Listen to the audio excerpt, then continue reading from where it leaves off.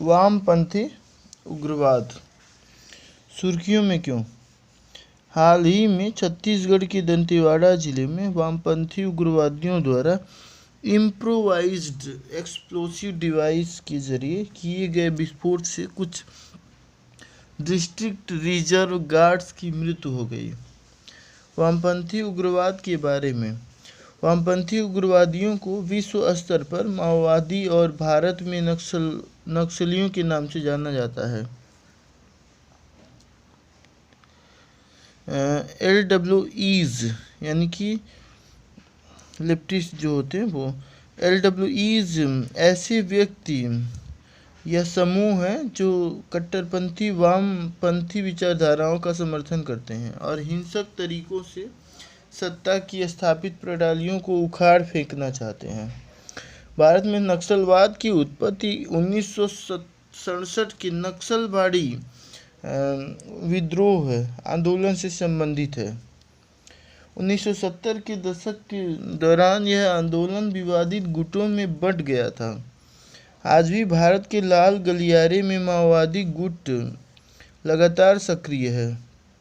इस गलियारे में मध्य और पूर्वी राज्य जैसे छत्तीसगढ़, झारखंड, उड़ीसा, बिहार, बंगाल, आंध्र प्रदेश, तेलंगाना, महाराष्ट्र, MP और केरल शामिल हैं।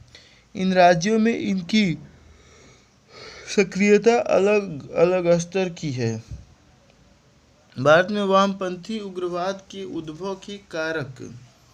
शासन संबंधी कारक। कल्याणकारी योजनाओं को प्रभावी और कुशलता पूर्ण रीति से लागू करने में विफलता। अक्षमता। भ्रष्टाचार और शोषण के मामले में सरकारी तंत्र का दोषपूर्ण होना।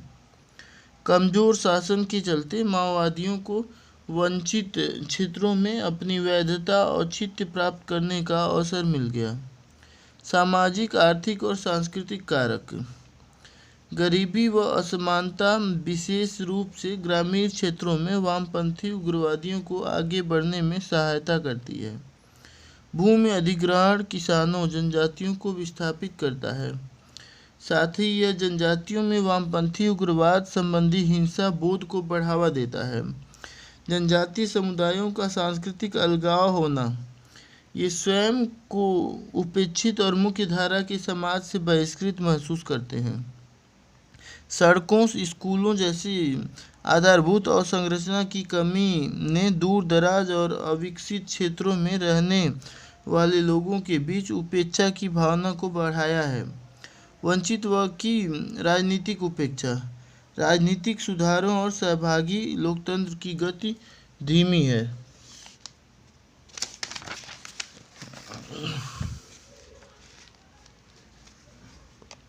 उपेक्षित समुदायों विशेष रूप से जनजातीय आबादी का राजनीति में कम प्रतिनिधित्व है। वामपंथी उग्रवाद से प्रभावित राज्यों के लिए की गई महत्वपूर्ण पहलें। वामपंथी उग्रवाद प्रभाग का निर्माण। वामपंथी उग्रवाद का समग्र रूप से और प्रभावी ढंग से उन्मूलन करने के लिए 2006 में गृह मंत्रालय में वामपंथी उग्रवाद प्रभाग का गठन किया गया था। वामपंथी उग्रवाद प्रभाग वामपंथी उग्रवाद से प्रभावित राज्यों में क्षमता निर्माण करने के उद्देश्य से सुरक्षा संबंधी योजनाओं को लागू करता है।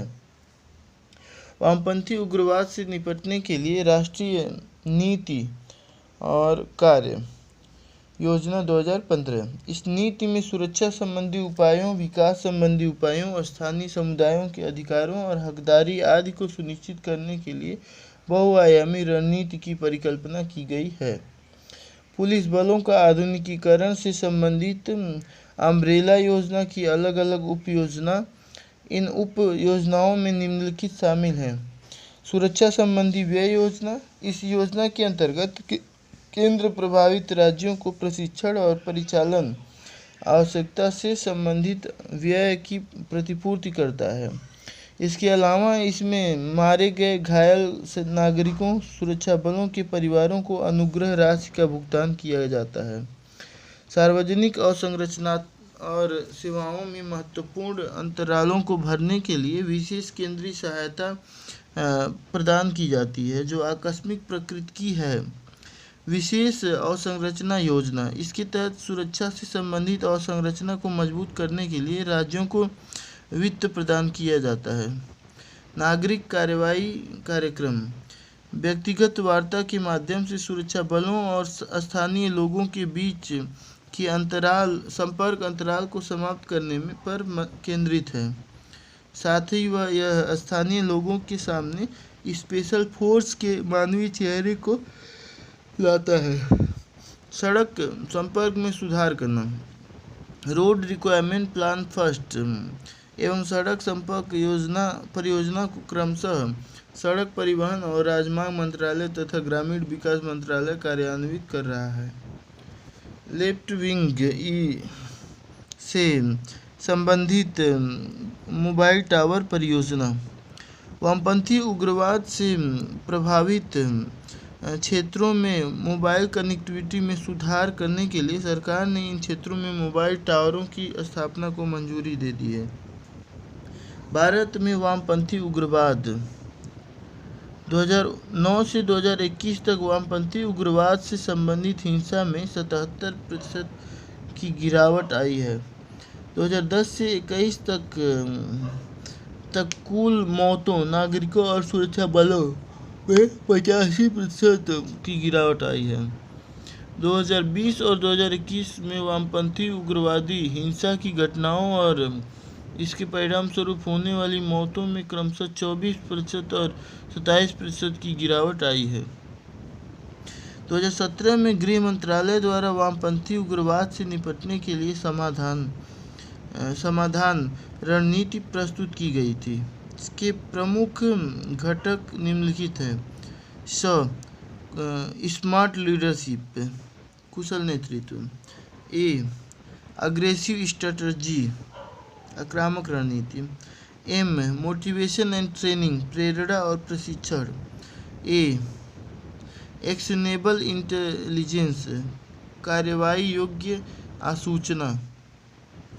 डैशबोर्ड आधारित मुख्य निष्पादन संकेतक और रिजल्ट एरिया।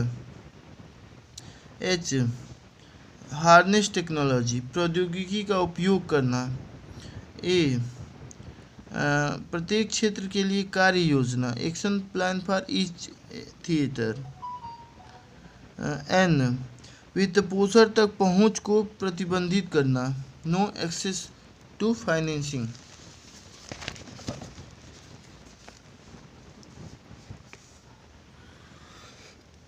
आकांक्षी जिला कार्यक्रम, गृह मंत्रालय को वामपंथी उग्रवाद से प्रभावित 35 जिलों में आकांक्षी जिला कार्यक्रम की निगरानी का कार्य सौंपा गया है। आगे की राह, नीतिगत उपायों के लिए राज्य को सुरक्षा प्रदान करने, कानून व्यवस्था बनाए रखने तथा प्रभावित क्षेत्रों में कुशल और जवाबदेह विकास सुनिश्चित करने की आवश्यकता है। उन क्षेत्रों में उचित सुरक्षा रणनीतियों की आवश्यकता है जहां नक्सली अपनी समानांतर सरकार चलाते हैं। जिन क्षेत्रों में नक्सलियों की उपस्थिति कम है वहां विकासात्मक पहल की जा सकती है। आंध्र प्रदेश मॉडल को अपनाना, आंध्र मॉडल ने आंध्र प्रदेश के प्रभावित क्षेत्रों में शांति स्थापित करने से सराहनीय सफलता हासिल की है। कार्रवाई विजन आधारित, मिशन उन्मुख और आत्मविश्वास से निर्देशित थी।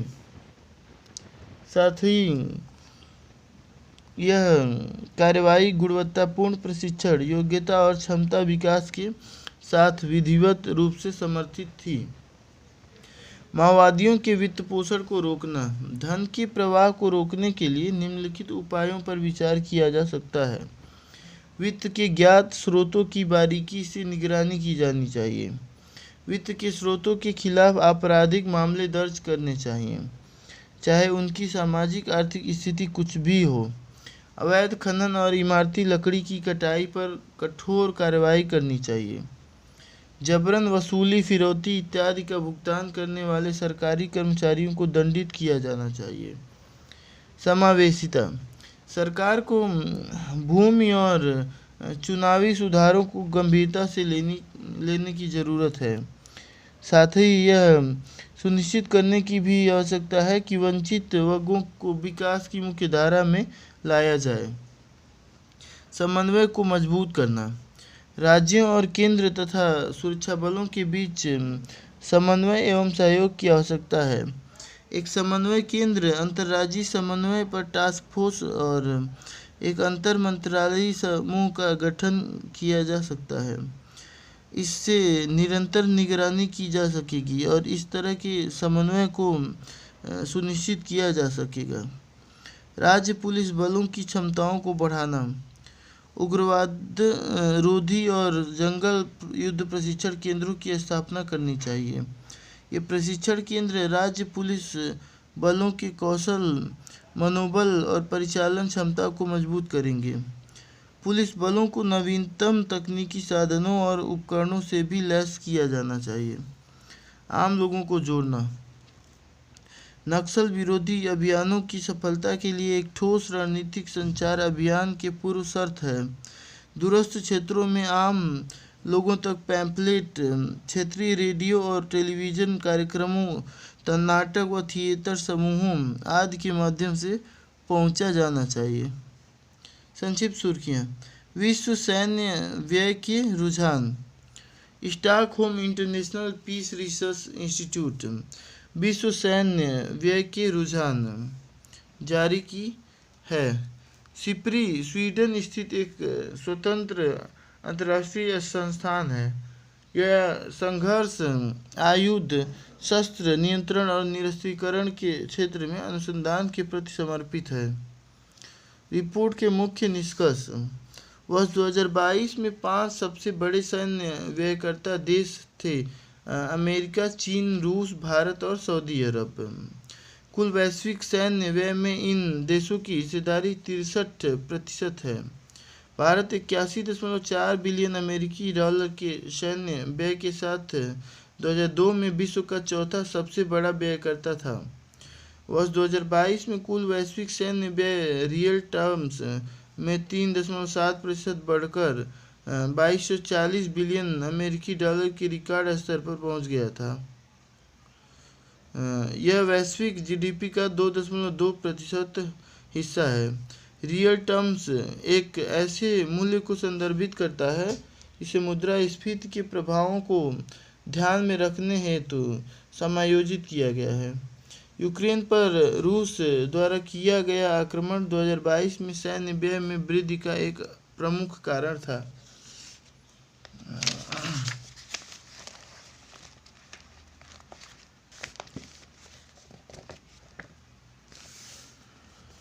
भारतीय सैन्य बजट में कार्मिक व्यय, वेतन और पेंशन सबसे बड़ा व्यय वर्ग है। यह कुल सैन्य व्यय का लगभग 50% हिस्सा है। पूंजीगत परिव्यय पर भारत का व्यय 2022 में कुल सैन्य व्यय का 23% था। वित्त वर्ष 22-23 में भारत का रक्षा निर्यात लगभग 16,000 करोड़ रुपए के सर्वकालिक उच्च स्तर पर पहुंच गया है।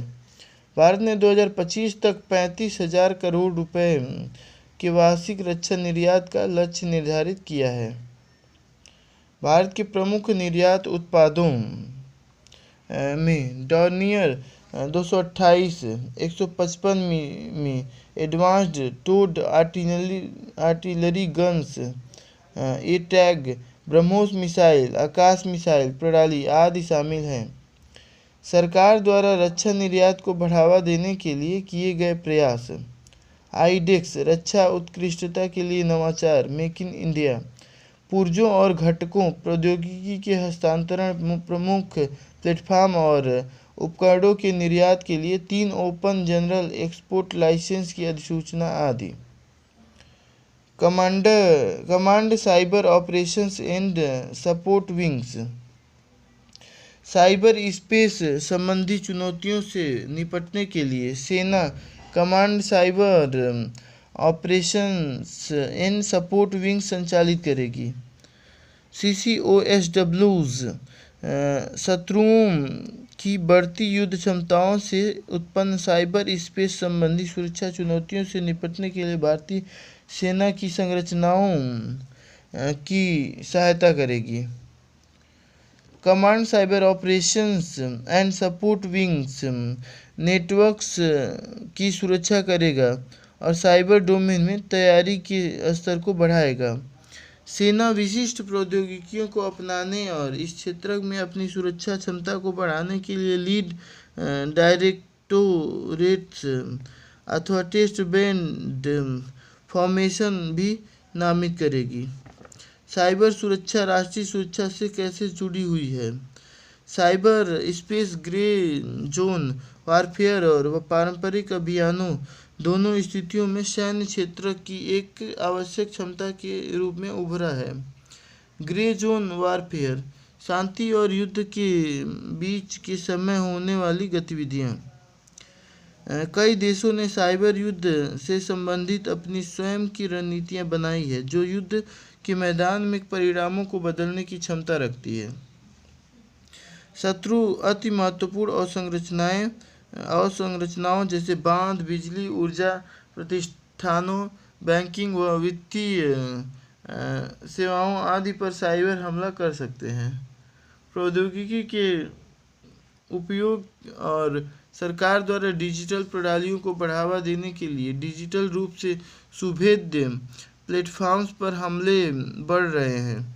प्रमुख चुनौतियाँ: भारत इलेक्ट्रॉनिक उपकरणों के लिए आयात पर निर्भर है। अलग अलग एजेंसियों के बीच समन्वय का अभाव है। पर्याप्त अवसंरचना और प्रशिक्षित कर्मचारियों की कमी है। अभी भी देश की बड़ी आबादी डिजिटल रूप से निरक्षर है आदि। सरकार द्वारा शुरू की गई पहलें: वर्ष 2013 में राष्ट्रीय साइबर सुरक्षा नीति घोषित की गई थी। साइबर सुरक्षा बढ़ाने के लिए फ्रेमवर्क अपनाया गया है। भारतीय कंप्यूटर आपातकालीन प्रतिक्रिया दल CERT इन और राष्ट्रीय महत्वपूर्ण सूचना अवसंरचना संरक्षण केंद्र की स्थापना की गई है। पहला एंटी स्पाईवेयर घोषणा पत्र। संयुक्त राज्य अमेरिका और 10 अन्य देशों ने पहली बार महत्वपूर्ण एंटी स्पाईवेयर घोषणा पत्र जारी किया है। इसके तहत व्यावसायिक स्पाईवेयर के दुरुपयोग से पैदा होने वाले खतरों की पहचान की जाएगी। यह इस तकनीक के प्रसार और उपयोग पर सख्त घरेलू व अंतर्राष्ट्रीय नियंत्रणों के महत्व को रेखांकित करता है। स्पाईवेयर के बारे में: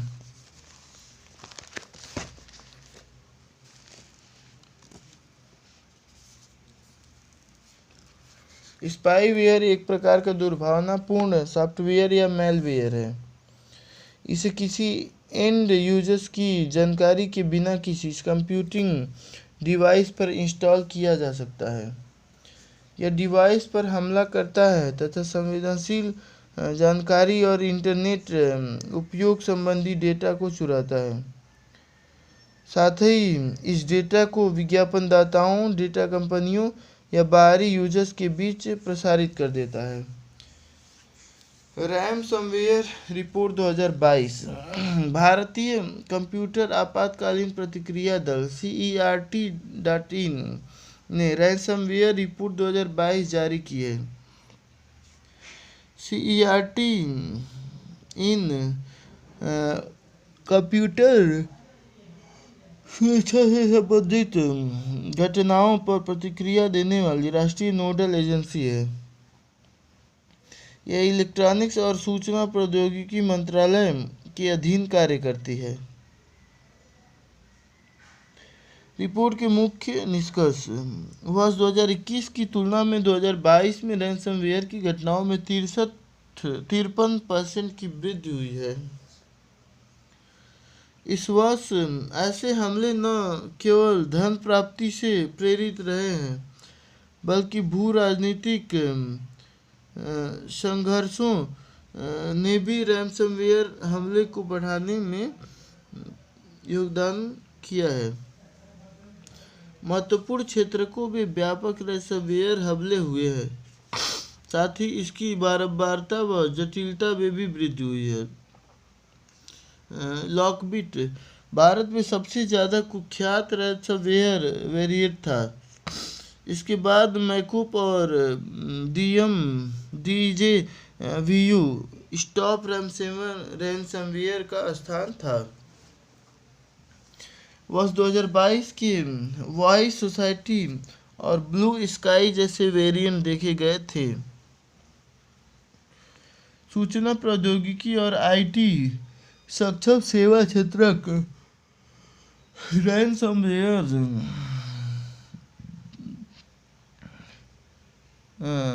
क्षेत्रक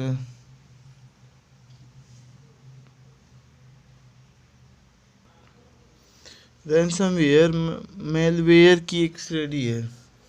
यह कंप्यूटर तक पहुंच प्राप्त करता है और उन्हें उनके वैध उपयोगकर्ताओं के लिए अनुपयोगी बना देते हैं। क्रिप्टोस रैनसमवेयर